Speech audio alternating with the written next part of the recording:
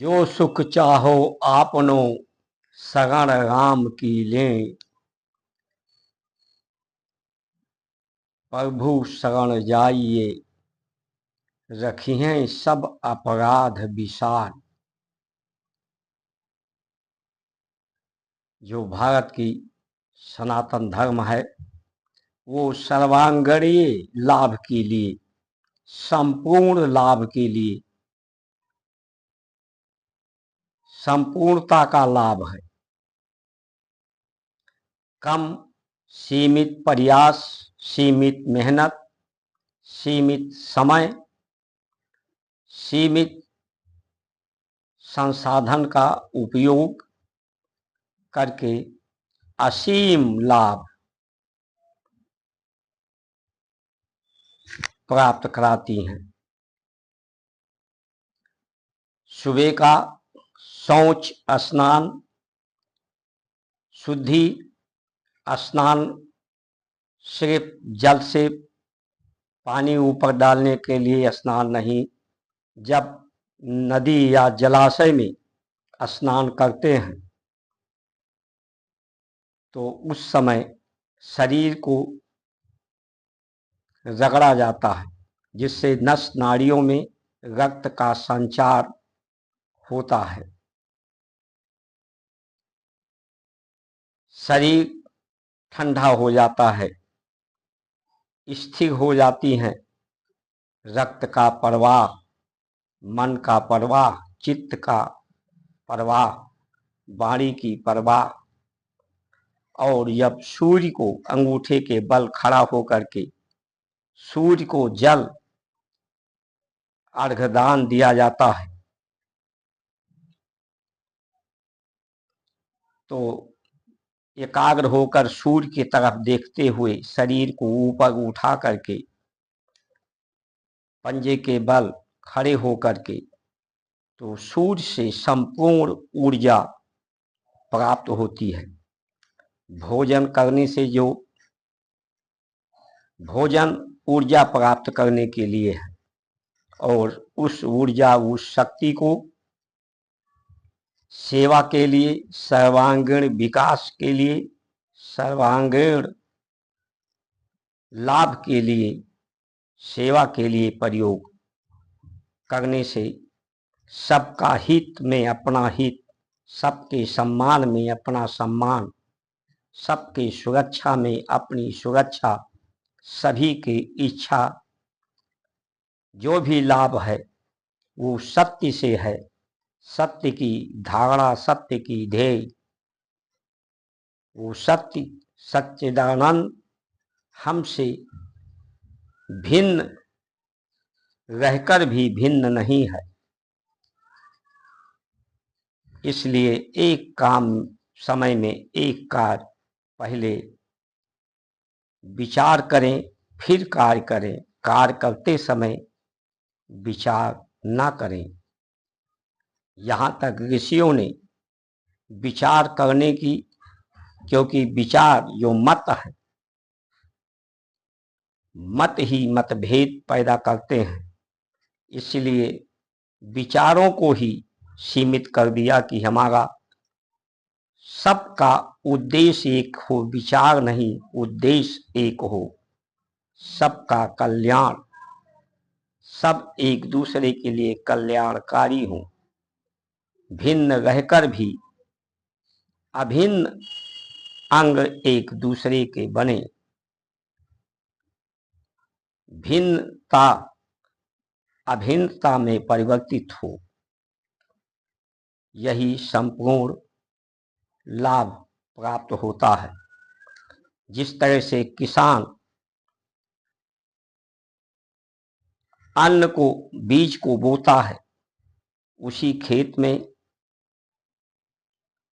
गन्ना लगाया जाए तो मीठा उत्पाद होता है, मिर्चा लगाया जाए तो तीखा उत्पादन प्राप्त होता है। यानी विचार, ऋषियों ने हमारे सत्य विचार को बोने का काम किया है, सत्य धारणाएं देने का कार्य किया है पूर्वजों ने। जो कृषि एक फसल लेने के बाद कम से कम 90 दिन का बीच में अंतराल होना चाहिए, उसके अवशेष जमीन में सड़ जाएं। फिर दूसरा, संपूर्ण उत्पादन, संपूर्ण लाभ सीमित व्यय में प्राप्त होता है।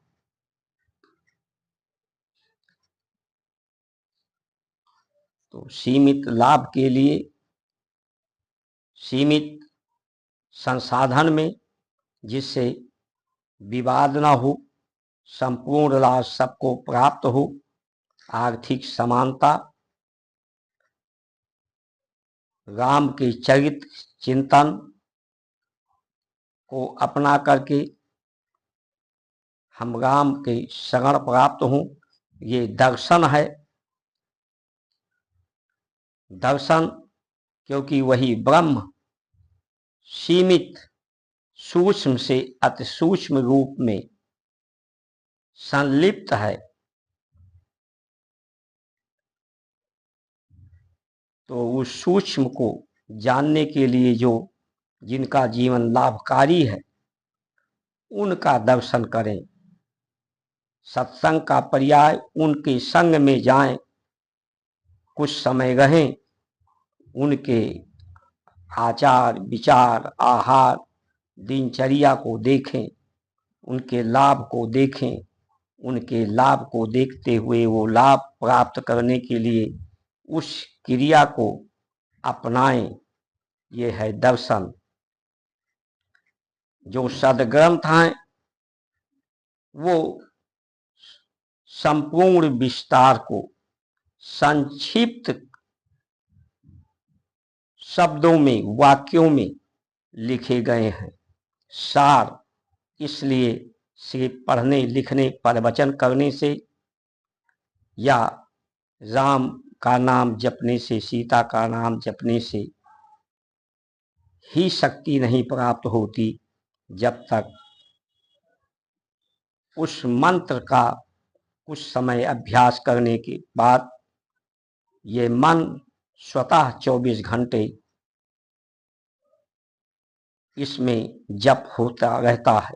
होने लगे ओंकार का अभ्यास कुछ समय करने के बाद ये ओम की ध्वनि स्वतः ध्वनित होने लगे तो फिर संपूर्ण लाभ मिलता है। जिस तरह से दूध पीने से दही का, घी का, मक्खन का लाभ नहीं प्राप्त होता, उसके लिए यत्न उपाय करनी पड़ते हैं। उसी तरह से धर्म का संपूर्ण लाभ के लिए सीमित उपाय, उक्ति लगानी पड़ती है। उसी गन्ने से चीनी भी बनता है और गुड़ भी बनता है। गुड़ लाभकारी है, संपूर्ण लाभ देता है, ऊर्जा देता है, आयरन देता है, भोजन को पचाता है।